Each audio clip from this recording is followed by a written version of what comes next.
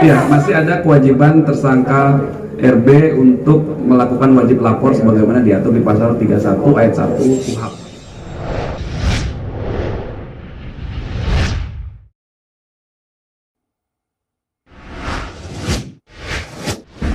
Tetap harus melakukan kewajibannya untuk wajib lapor dan proses penyidikannya masih berlangsung.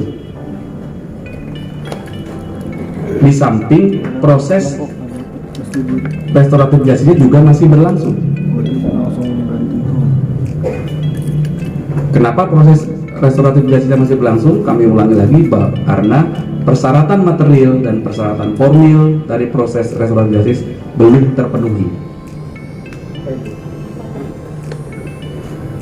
Kemudian pada kesempatan yang baik ini tentunya kami ingin memberikan himbauan kepada masyarakat bahwa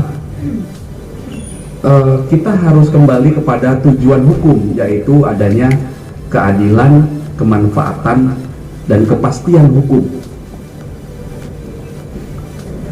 Penegakan hukum yang kami lakukan sesuai asas dan tujuan dari Undang-Undang Nomor 23 Tahun 2004 tentang penghapusan kekerasan dalam rumah tangga. Asas dan tujuannya adalah pengembalian keharmonisan keluarga. Tapi undang-undang ini juga punya tujuan untuk mencegah agar perbuatan kekerasan dalam rumah tangga ini tidak terjadi lagi. Dan undang-undang ini juga punya tujuan untuk menindak para pelaku kejahatan kekerasan dalam rumah tangga. Artinya kedua belah pihak diayomi dan dilakukan tindakan proporsional, yang menjadi korban dilindungi, yang melakukan tindak pidana juga ditindak berdasarkan perbuatan pidana yang dilakukan oleh dia. Sehingga dampak atau implikasi preventifnya juga harus ada. Perlu kami tegaskan bahwa apabila orang melakukan, siapapun yang melakukan tindak pidana kekerasan dalam rumah tangga dan dilaporkan kepada pihak polisian, itu pasti akan diproses sesuai dengan peraturan dan ketentuan undang-undang yang berlaku. Sehingga kami sampaikan, bagi yang belum melakukan tindak pidana kekerasan rumah tangga, mohon hati-hati. Sehingga apabila kita melakukan tindak pidana kekerasan dalam rumah tangga, itu dapat dipidana berdasarkan pasal pidana yang diatur di Undang-Undang Nomor 23 Tahun 2004 tentang penghapusan kekerasan dalam rumah tangga. Ini perlu kami sampaikan agar pencegahan kejahatan itu terjadi.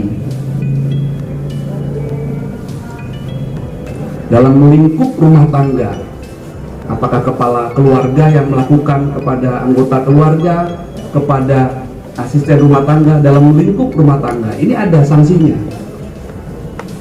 Nah, inilah dampak implikasi preventif ini harus kami sampaikan. Di sisi lain ada juga kepentingan negara untuk menuntut bagi siapapun yang melakukan kekerasan dalam rumah tangga. Kemudian yang selanjutnya kami mengaturkan terima kasih kepada Ibu Tuti Kusumawati beserta tim dari Dinas PPAPP Provinsi DKI Jakarta yang telah membantu kami dalam mekanisme restoratif justice. Dan perlu rekan-rekan ketahui bahwa keadilan restorasi atau restoratif justice ini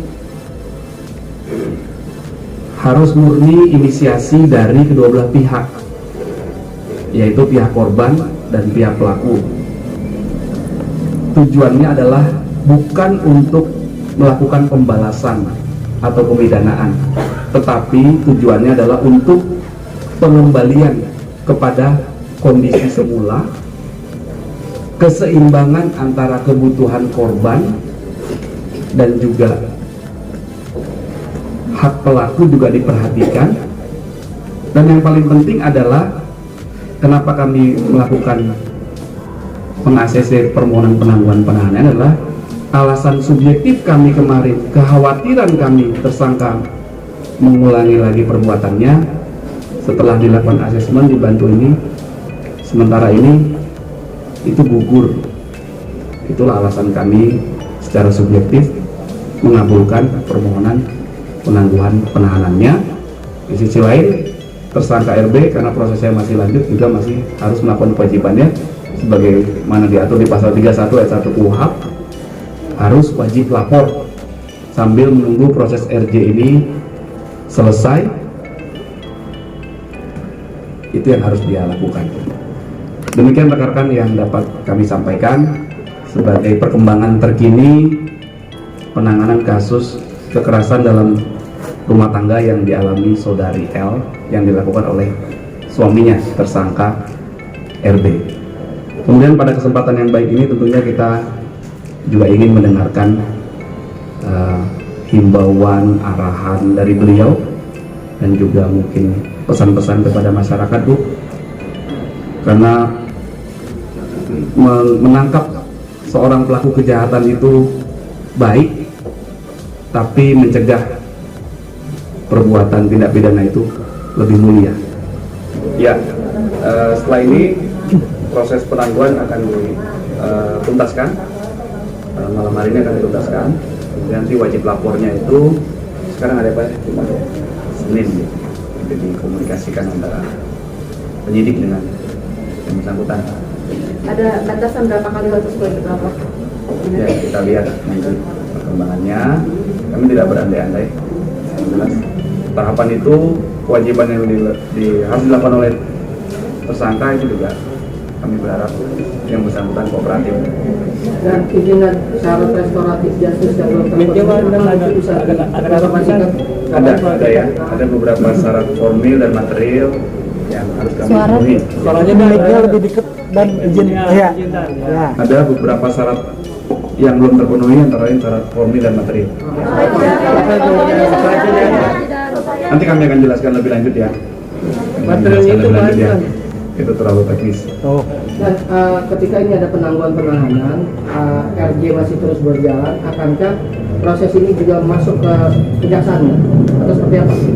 Ya, penerapan pasal yang kami sangkakan terhadap tersangka RB adalah pasal 44 ayat 1 Undang-Undang Nomor 23 Tahun 2004 tentang penghapusan kekerasan dalam rumah tangga.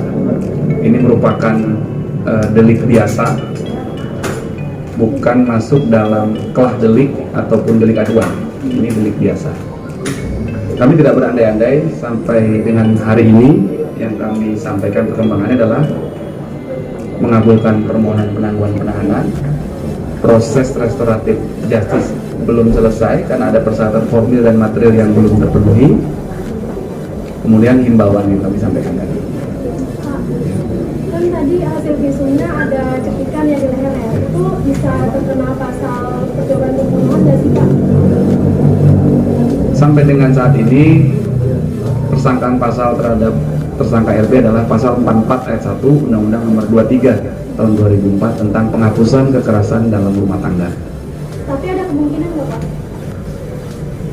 Kan Sampai dengan saat ini pasal yang kami sangkakan 44 ayat 1. Pak, benar nggak sih Pak RB sempat menolak untuk ditahan? Ya, itu reaksi yang wajar.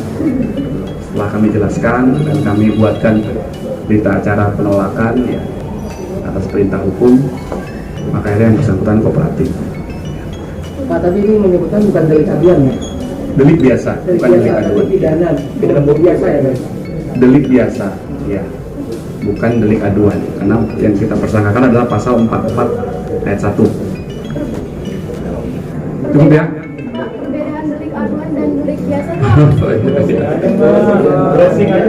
Ya. Oke, terima kasih banyak. Mohon maaf sudah terlambat sedikit siap. Semoga berkah ya. Pak, intinya pulang berarti Pak. Hari ini berarti bebas Pak. Satu-satu. Artinya bebas dengan status tersangka Pak ya?